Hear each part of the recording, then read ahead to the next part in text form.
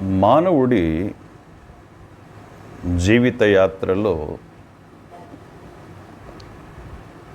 ఒక సామాన్య మానవుడిగా తాను జీవిస్తున్నటువంటి తరుణంలో సందర్భంలో ఒక ఉన్నతమైనటువంటి స్థానంలో ఉన్నటువంటి వ్యక్తి లేకపోతే అధికారులు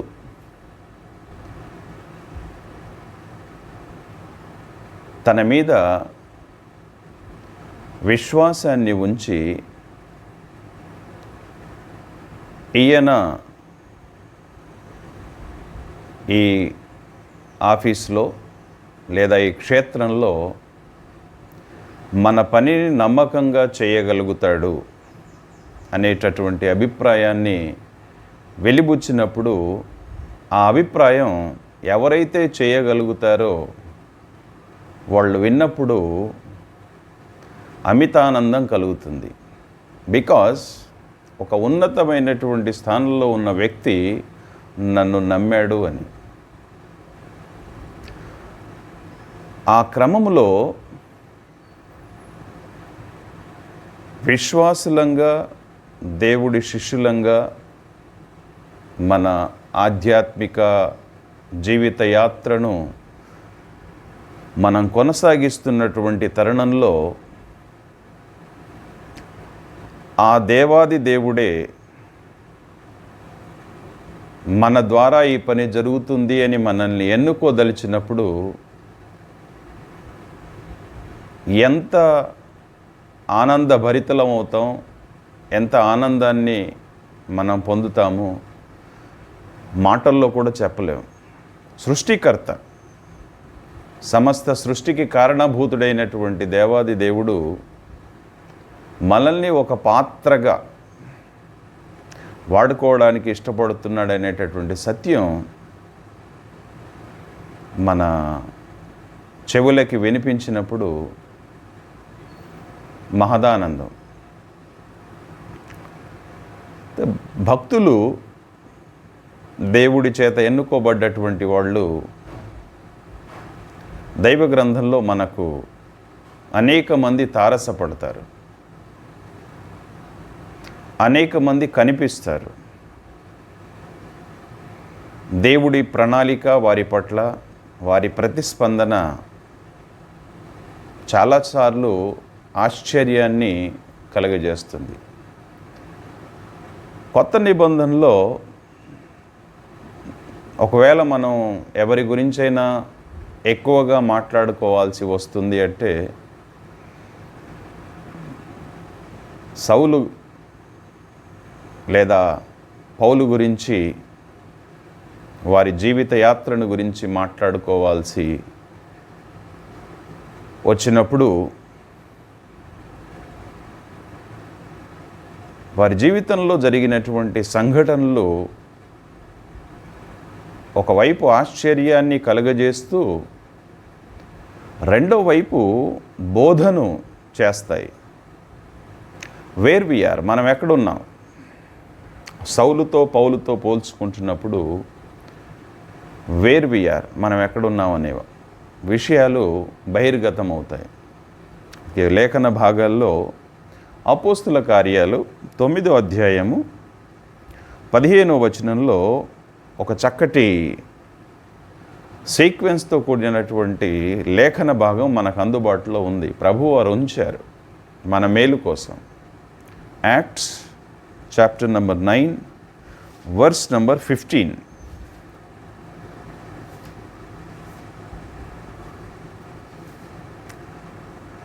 అననీయ గారి ప్రస్తావన లేఖన భాగాల్లో ఎందుకు ఉంది అనేది మనందరికీ విశ్వాసంగా మనకు తెలుసు. ఆ సందర్భంలో ప్రభువారు మాట్లాడినటువంటి మాటలు.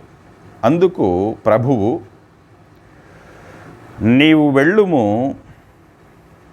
అన్యజనుల ఎదుటను రాజుల ఎదుటను ఇశ్రాయేలీయుల ఎదుటను నా నామము భరించుటకు ఇతడు నేను ఏర్పరచుకొనిన సాధనమై ఉన్నాడు.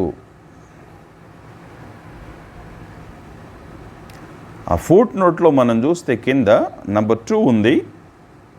సాధనమై ఉన్నాడు దగ్గర పాత్రయై ఉన్నాడు. మనం చాలాసార్లు పాట చాలా ఈజీగా పాడగలుగుతాం.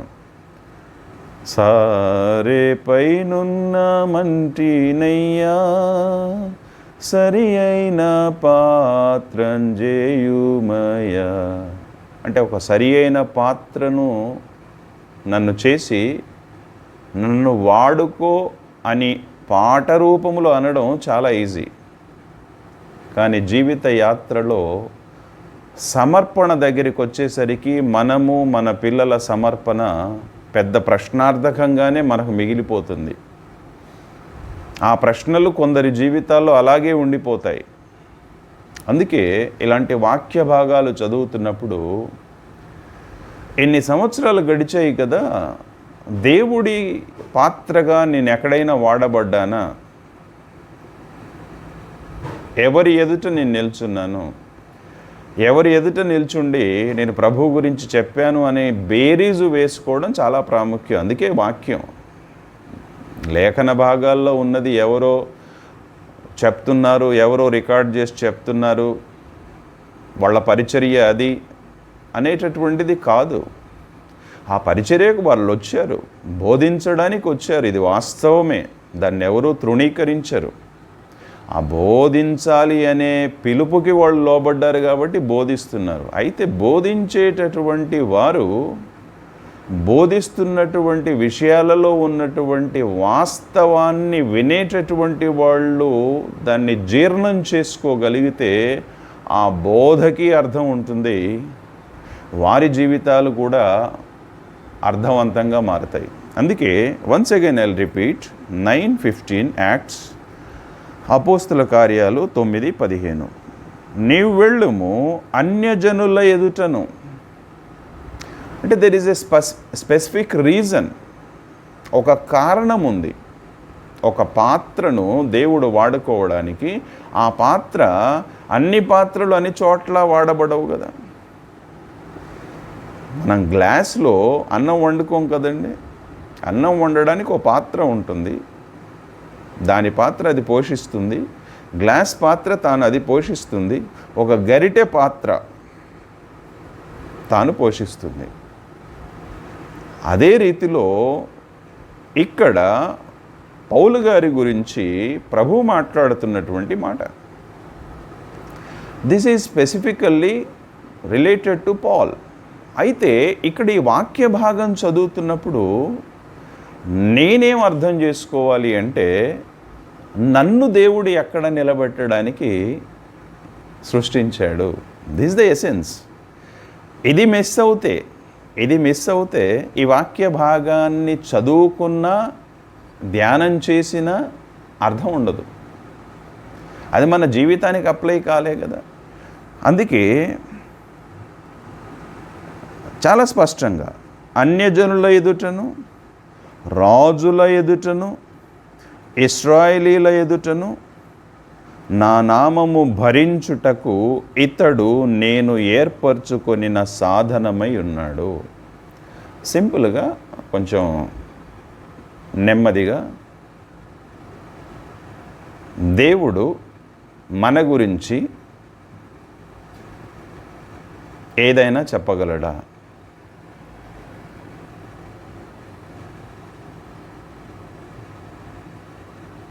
ఇది పౌలు గారి గురించి చెప్పారు.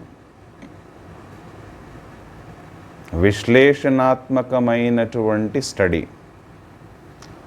అన్వయించుకోవాల్సినటువంటి బోధ. పౌలు గారి గురించి ఇది ప్రభువారు చెప్పారు, నా గురించి ఏదైనా ప్రభువారు చెప్పగలరా? ఆయన చెప్పడానికి సిద్ధమే. తల్లి గర్భంలో పిండంగా రూపింపకముందే నేను నిన్ను ఏర్పాటు చేసుకున్నాను అంటాడు. సో ఇక్కడ కూల్గా మన గురించి, మన పిల్లల గురించి ఈ స్పెసిఫిక్ పని చేయడానికి, పరిచర్య చేయడానికి దేవుడు మనల్ని పాత్రగా చేసుకున్నాడు అనేటటువంటిది మనకు అర్థమైందా? అర్థమవుతే ప్రతిస్పందించామా? ఆయన రివీల్ చేసినప్పుడు, దేవుడు బయలుపరిచినప్పుడు, లేదా క్యాజువల్గా జీవితాన్ని లోకంలో ఉన్నటువంటి వాళ్ళు పుడుతున్నారు, స్కూళ్ళకి వెళ్తున్నారు, ఉద్యోగాలు వీలైతే గవర్నమెంట్, ఓ ఇల్లు, పెళ్ళి, ఓ కార్, ఆస్తులు, స్థిరాచరాస్తులు. Where is the purpose of life?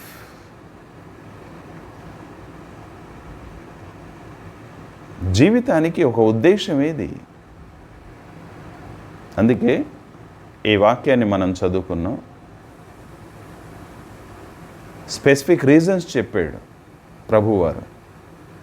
అన్యజనుల ఎదుట, రాజుల ఎదుట, ఇశ్రాయేలీల ఎదుట. ఒక 3 క్షేత్రాల్లో పౌలును ఒక పాత్రగా వాడుకోబోతున్నాడు. మళ్ళొకసారి నేను రిపీట్ చేస్తాను. ఏ క్షేత్రంలో ఇంతవరకు ప్రభువు నన్ను వాడుకున్నాడు? ఒకవేళ వాడుకోకపోతే ఈ పాత్ర పనికిరాని పాత్రే కదా ప్రభువుకి. నెగిటివిటీ కాదు, పాజిటివ్గా ఆలోచిద్దాం. ప్రభువుకు పాట పాడడం వేరు, ప్రభువుకు ఉపయోగపడే పాత్ర. ఆ పాత్రగా నేనున్నానా అనేది ప్రశ్నించుకోగలిగితే ఇట్ ఈస్ గుడ్. తిమోతి గారు కూడా 1 తిమోతి 2:7 పౌలు గారు తిమోతికి పత్రిక రాస్తూ 1 తిమోతికి 2 పత్రికలు పౌలు గారు రాశారు. మొదటి పత్రికలో 2వ అధ్యాయం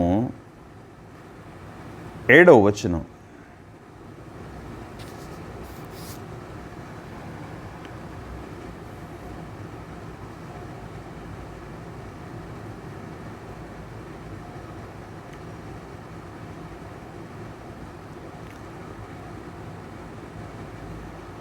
First Timothy chapter number 2 verse number 7. ఈ సాక్ష్యమిచ్చుటకై నేను ప్రకటించువాడనుగాను, అపోస్తలుడుగాను, విశ్వాస సత్యముల విషయములో అన్యజనులకు బోధకుడనుగాను నియమింపబడితిని. నేను సత్యమే చెప్పుచున్నాను, అబద్ధమాడుట లేదు. ఈ సాక్ష్యమిచ్చుటకై నేను ప్రకటించువాడనుగాను, అపోస్తలుడనుగాను, విశ్వాస సత్యముల విషయములలో అన్యజనులకు బోధకుడనుగాను నియమింపబడితిని. ఈ స్టేట్మెంట్ చదివిన తర్వాత మనకు అర్థం కావాల్సింది ఏంటంటే, నేను దేనికోసం నియమింపబడ్డాను. దయచేసి ఒక విషయాన్ని మనం అర్థం చేసుకోవాలి. ప్రొఫెషనల్గా మనం ఏ పని భూమి మీద చేసినా అది జీవనోపాధి కోసమే, మనం బ్రతకడానికే. ఒకవేళ ఆ ప్రొఫెషన్ని, ఆ వృత్తిని ప్రభువారు తాను ఏర్పాటు చేసుకున్నటువంటి వృత్తి అయితే ఆ వృత్తి ద్వారా కూడా ప్రభువు మహిమ పొందుతాడు. ఆ వృత్తి చేసేటటువంటి వ్యక్తుల ద్వారా అనేకులకు సువార్త అందించబడుతుంది. ఇది కాదనలేం. కానీ నేను నియమింపబడితిని పర్టికులర్ రీజన్ కోసం అనేటటువంటి స్టేట్మెంట్ మనం చదివిన తర్వాత నేను దేనికోసం నియమింపబడ్డాను, నా కుటుంబం దేనికోసం నియమింపబడ్డది, నా సంఘం దేనికోసం నియమింపబడ్డది, ఇది బేరీజు వేసుకోవాలి, ఆలోచించాలి, ధ్యానించాలి. దేనికోసం నియమింపబడ్డాము? What for? క్యాజువల్గా లైఫ్ లీడ్ చేయడానికి, ఓ హోదాలో ఉండడానికి? సో ఆయన శిష్యులంగా ఇది అర్థం చేసుకోగలిగితే మన జీవితాలు ధన్యమవుతాయి. ఈ క్రమంలో ఎఫెసీలకు రాసినటువంటి పత్రిక, పౌలు గారు ఎఫెసీలకు పత్రిక రాస్తూ 3వ అధ్యాయము 6-8 వచనాల్లో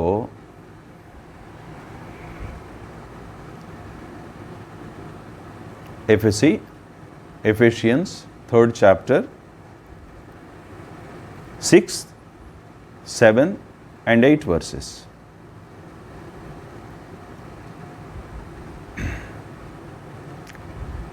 ఈ మర్మమేదనగా అన్యజనులు సువార్త వలన క్రీస్తు యేసునందు యూదులతో పాటు సమాన వారసులను, ఒక శరీరమందలి సాటి అవయవములను వాగ్దానములో పాలివారునై ఉన్నారనున్నదియే. దేవుడు కార్యకారియగు తన శక్తిని బట్టి నాకు అనుగ్రహించిన కృపావరము చొప్పున నేను ఆ సువార్తకు పరిచారకుడనైతిని. దేవుడు మన ప్రభువైన క్రీస్తు యేసునందు చేసిన నిత్య సంకల్పము చొప్పున పరలోకములో ప్రధానులకును అధికారులకును సంఘము ద్వారా తన యొక్క నానా విధమైన జ్ఞానము ఇప్పుడు తెలియబడవలెనని ఉద్దేశించి బోధింపశక్యము కాని క్రీస్తు ఐశ్వర్యమును అన్యజనులలో ప్రకటించుటకును సమస్తమును సృష్టించిన దేవుని యందు పూర్వకాలము నుండి మరుగైయున్న ఆ మర్మమును గూర్చిన ఏర్పాటు ఎట్టితో అందరికిని తేటపరుచుటకును పరిశుద్ధులందరిలో అత్యల్పుడనైన నాకు ఈ కృప అనుగ్రహించెను. వాట్ ఏ బ్యూటిఫుల్ స్టేట్మెంట్ అండి. పౌలు గారికి ఒక కృప అనుగ్రహించాడు. ఎవరెవరికి చూడండి, ఆ మర్మాన్ని బయట పెట్టడానికి, ప్రకటించడానికి. వాట్ ఏ ప్రివిలేజ్, ఎంత గొప్ప ఆధిక్యత ఇది. అందుకే విశ్వాసులంగా, ఆయన బిడ్డలంగా, ఆయన శిష్యులంగా ప్రభు మనకిచ్చిన ఆధిక్యత ఏదైనా ఉందా? ఒకసారి జీవితంలో 50 సంవత్సరాలు గడిచాయి, 60 సంవత్సరాలు గడిచాయి, 30 సంవత్సరాలు గడిచాయి, 40 సంవత్సరాలు గడిచాయి, 70 సంవత్సరాలు గడిచాయి. ఎక్కడెక్కడ ప్రభువు నన్ను నిలబెట్టాడు అని ఒక లిస్ట్ అవుట్ మనం చేసుకోగలమండి? పౌలు గారు పత్రిక రాస్తూ ఇది స్టేట్మెంట్ ఇచ్చాడు కదా. తన జీవిత ప్రయాణంలో ఎవరికి చెప్పడానికి, ఎవరి ఎదుట నిలబడడానికి. సో ఇవన్నీ కౌంటబుల్ థింగ్స్ అండి. ఎంత సంపాదించాము, ఎంత వెనకేసుకున్నాము, ఎంత ఖర్చు పెట్టాము, ఎంత మిగిలింది, దీనికి కలిపి ఇంకెక్కడ కొనాలి, దానివల్ల రిటర్న్స్ ఎన్ని, ఈ ఇన్వెస్ట్మెంట్కి రిటర్న్స్ ఎన్ని, ఇవన్నీ జీరో అకౌంట్, ప్రభు అకౌంట్లో ఉండవు. ప్రభువారు దీన్ని కన్సిడర్ చేయరు పరలోక రాజ్యంలో. ప్రభువారి ఎదుట మనం నిలబడ్డప్పుడు కన్సిడరబుల్ థింగ్స్ ఏంటంటే, నా పాత్రగా నువ్వు ఉన్నావు, నేను ఎక్కడైతే నిన్ను నిలబెట్టాలి అనుకున్నాను నువ్వు అక్కడ నిలబడ్డావు, ఇదిగో నీ బహుమానం నా దగ్గర ఉంది, నేనిచ్చు బహుమానం నా దగ్గర ఉంది, ఇది నీవు పొందడానికి అర్హుడవు అని ఆయన పనిని మనం చేసినప్పుడు మాత్రమే దీన్ని పొందుకోగలం. ఓకే, వాట్ వీఆర్, మనం ఏంటి, వేర్ వీఆర్, మనం ఎక్కడున్నాం, మన స్పందన ఏంటి, మన ప్రతిస్పందన ఏంటి, మనం దేనికోసం నియమింపబడ్డాం. నేను చాలాసార్లు రిపీట్ చేశాను. ఓకే, పౌలు గారు అంటారు తెస్సలోనికే పత్రికలో, వీఆర్ అపాయింటెడ్ బై గాడ్ అండి. వాట్ ఏ కరేజ్, ధైర్యం చూడండి, ఆనందం చూడండి. వీఆర్ అపాయింటెడ్ బై గాడ్, మేము దేవుడి చేత ఏర్పరచబడిన వాళ్ళు, అపాయింట్ చేయబడ్డ వాళ్ళం.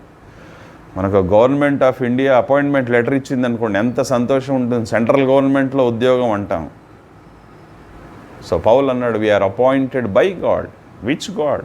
సృష్టికర్త చేత మేము ఎన్నిక చేయబడ్డ వాళ్ళం. సో ఈ జీల్, ఈ ఎంతూజియాజం ఆ పౌల్ మాటల్లో, పౌలు జీవితంలో కనిపించింది. ఆయన చేసిన యాత్రే దీనికి తార్కాణం, దీనికి నిదర్శనం. ఆ జీల్తో యాత్ర చేశాడు. సో మనము, మన కుటుంబాలు ఏ జీల్ని కలిగి ఉన్నాయి, మన సంఘాలు ఏ జీల్ని కలిగి ఉన్నాయి, ఏ ఎంతూజియాజంతో పనిచేస్తున్నాయి. చివరగా ఒక వాక్య భాగం, అపోస్తుల కార్యాలు 13:2. అపోస్తుల కార్యాలు 13:2 సంఘంలో ఉన్నటువంటి సన్నివేశాన్ని చాలా బ్యూటిఫుల్గా ఇలిస్ట్రేట్ చేశారు ఇక్కడ. అది సంఘంలోనైనా కుటుంబంలోనైనా ఒకవేళ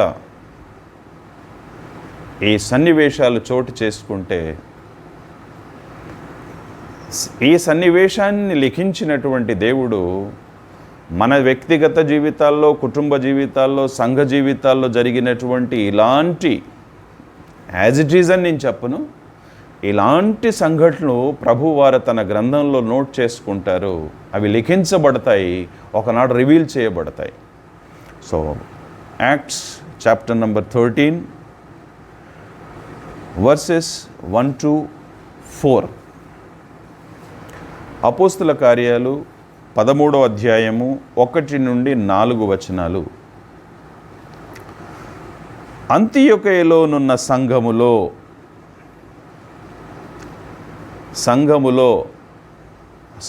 ఉండేవాళ్ళు ఎక్కడి నుండి వస్తారు? ఇండ్లలో నుండే వస్తారు, ఇంటిలో నుండే వస్తారు. ఇళ్ళు అంటే అర్థం ఏంటి? భార్య, భర్త, పిల్లలు. అంటే ఈ సంఘంలో జరిగినటువంటి ఇన్సిడెంట్ని ఇక్కడ రికార్డ్ చేయడం జరిగింది. సో మనం వ్యక్తిగతంగా, కుటుంబాల్లో, సంఘాల్లో జరిగినటువంటి ఇన్సిడెంట్స్ కూడా రికార్డ్ చేయబడతాయి అనేది మనం ఎప్పుడు మర్చిపోవద్దు. అంతియొకయలోనున్న సంఘములో బర్నబా, నీగెరనబడిన సుమేయను, కురేనీయుడైన లూకియా, చతుర్థాధిపతి అయిన హేరోదుతో కూడిన పెంచబడిన మనయేను, సౌలు అను ప్రవక్తలను, బోధకులను ఉండిరి. అక్కడ ఉన్నటువంటి వాళ్ళ లిస్ట్ ఇది. వారు, దిస్ వెరీ ఇంపార్టెంట్, వారు ప్రభువును సేవించుచు ఉపవాసము చేయుచుండగా పరిశుద్ధాత్మ, ఆ పరిశుద్ధాత్మ దేవుడు అక్కడ ప్రత్యక్షమయ్యాడు. పరిశుద్ధాత్మ దేవుణ్ణి ఎవరూ పిలవలేదు. Please note this. పరిశుద్ధాత్మ దేవుణ్ణి ఎవరు ఇన్వైట్ చేయలేదు. వీరేం చేస్తున్నారు? సంఘములో సేవించుచు, ప్రభువుని సేవించుచు, స్తుతిస్తూ, ఆరాధిస్తూ అనే వాక్యాన్ని నెమరు వేసుకుంటూ ఉపవాసం చేస్తూ ఉన్నారు. వారి మధ్యలోకి పరిశుద్ధాత్మ దేవుడు వచ్చాడు. అదే దేవుడు ఇప్పుడు కూడా ఉన్నాడు. ఆయన మన మధ్యలోకి రావడానికి ఆయన ఇప్పటికీ ఇష్టపడతాడు. అయితే మన ఉద్దేశాలు ఆయన చిత్తం చొప్పున ఉన్నప్పుడు, ఆయన చిత్తం చొప్పున మనం జీవిస్తున్నటువంటి క్రమంలో ఆయన మన మధ్యలోకి వచ్చే అవకాశాలు ఉంటాయి. అయితే ఎవరి మధ్యలోకి వస్తాడు అంటే, ఎవరైతే, ఇది చాలా జాగ్రత్తగా వ్యక్తిగతంగా, కుటుంబంగా, సంఘాలుగా ఇది గమనించాలి.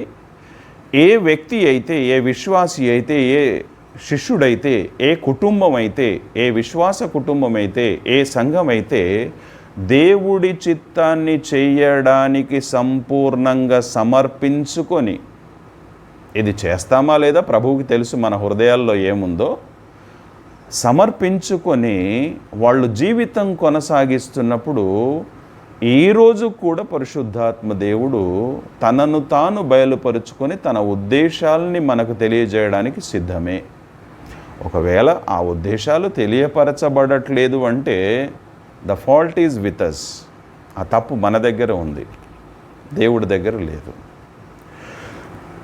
వారు ప్రభువును, 2వ వచనము, సేవించుచు ఉపవాసము చేయుచుండగా పరిశుద్ధాత్మ దేవుడు వారితో ఈ విధంగా అన్నాడు, నేను బర్నబాను, సౌలును పిలిచిన పని కొరకు వారిని నాకు ప్రత్యేకపరచుడని వారితో చెప్పాను. ఎవరికి ప్రత్యేకపరచాలండి? దేవుడికి ప్రత్యేకపరచబడాలి. మనం ప్రత్యేకపరచబడ్డామా? పిల్లలు పుట్టిన తర్వాత, జన్మించిన తర్వాత ఆ చిన్నబాబుని కాపరి చేతిలో ఇచ్చి ప్రతిష్ఠించండి అనడం అది నామమాత్రమే అవుతుంది. అదొక రిచువలిస్టిక్ తంతి అవుతుంది. ఆ రిచువలిస్టిక్ కార్యక్రమమే అవుతుంది. తంతు అంటే అందరూ చేస్తున్నా నేను చేయాలి. కాపరి గారి చేతిలో పెడతాం, వారు ప్రార్థన చేస్తారు, ప్రతిష్ఠ అయిపోయిందండి.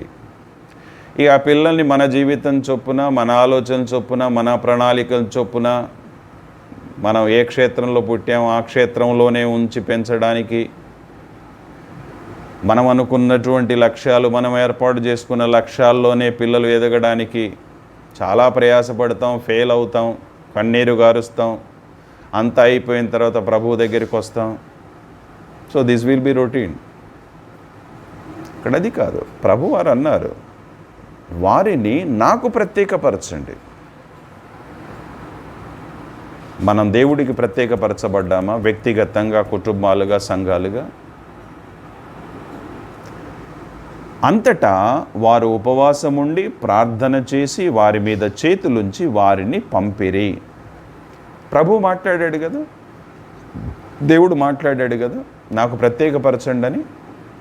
వాళ్ళ రెస్పాన్స్ ఏంటండి? ప్రార్థన చేశారు, చేతులుంచారు, పంపించేశారు. 4వ వచనం, కాబట్టి వీరు, ఎవరినైతే దేవుడు ప్రత్యేకపరచండి నాకు అని చెప్పాడో వాళ్ళ నా సంఘం ఇచ్చేసింది దేవుడికి.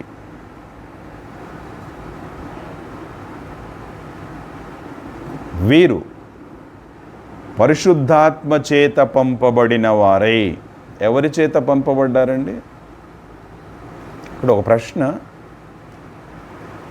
మనల్ని వ్యక్తిగతంగా,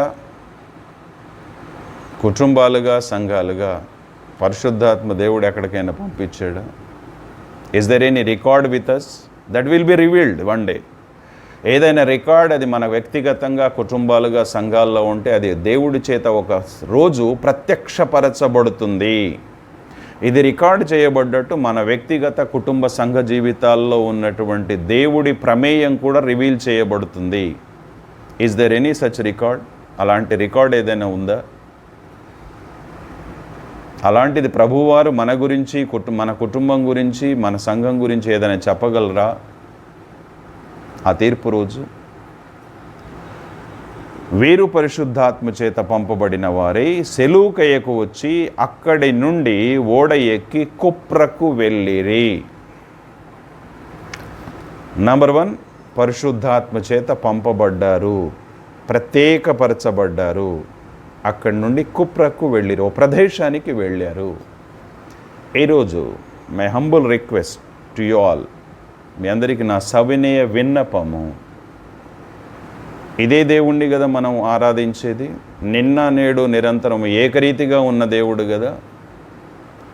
మరి ఆ ఏకరీతిగా ఉన్నటువంటి దేవాది దేవుడు మనల్ని ఎన్నుకొని ఎక్కడికైనా పంపించిన రికార్డు ఉందా? ఒకవేళ ఇంతవరకు ఆ రికార్డ్ లేకపోతే ప్రభు ఏ వయసులో ఉన్నవాళ్ళనైనా వాడుకోవడానికి సిద్ధమే. ఆయనకు వయసుతో ప్రమేయం లేదు, కమిట్మెంట్తో ప్రమేయం, మన సమర్పణతో ప్రమేయం.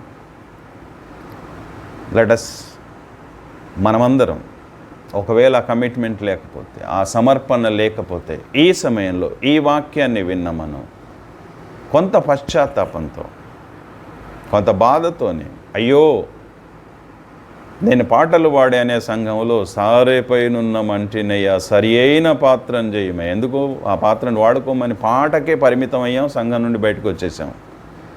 70 సంవత్సరాలు గడిచిన ఆ పాత్ర ఎక్కడా వాడబడలేదు, వ్యర్థంగా ఉండింది.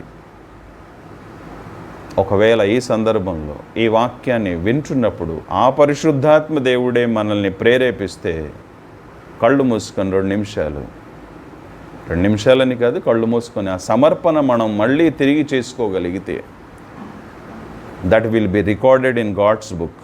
అది దేవుడి గ్రంథంలో లిఖించబడుతుంది, మన గురించి, మన పిల్లల గురించి, మన సంఘం గురించి. ఆలోచిద్దాం నెమ్మదిగా. దేవుడు మన జీవితాల్లో ఏదైనా కార్యం చేశాడా? ఆయన చేయడానికి ఇష్టపడుతున్నాడు. ఆయన మారనటువంటి దేవుడు, ఆయన పక్షపాతం లేనటువంటి వాడు, అందరినీ సమానంగా ప్రేమించేవాడు. ప్రార్థన చేసుకున్నాం. కృపగల తండ్రి, జీవంగల జీవాధిపతి, మీ వాక్యాన్ని విన్నాం. మీరు వ్యక్తుల్ని ఏర్పాటు చేసుకుంటారు, వారిని ప్రత్యేకపరుచుకుంటారు, వారిని పిలుస్తారు, వారిని పంపిస్తారు అనే సత్యాన్ని మేము విని ఆనందపడుతున్నాము స్వామి. అలాగే మమ్మల్ని, మా పిల్లల్ని, మా సంఘాల్ని కూడా అదే రీతిలో మీరు ప్రత్యేకపరుచుకొని, పిలిచి, ఏర్పాటు చేసుకొని పంపిస్తారు అన్నటువంటి విషయాన్ని విని మేము ఆనందభరితులమై శిరస్సు వంచి నమస్కరిస్తూ, ఆ రీతిగా వ్యక్తిగతంగా, కుటుంబాలుగా, సంఘాలుగా మేము ఈ విశ్వాసయాత్రను కొనసాగించడానికి కావలసినటువంటి కనువిప్పు, వివేకము, జ్ఞానాన్ని ప్రసాదించమని, మానవాళ్ళని దీవించమని యేసుక్రీస్తు ప్రభు పేరట ప్రార్థించి వేడుకుంటున్నాము తండ్రి. ఆమెన్.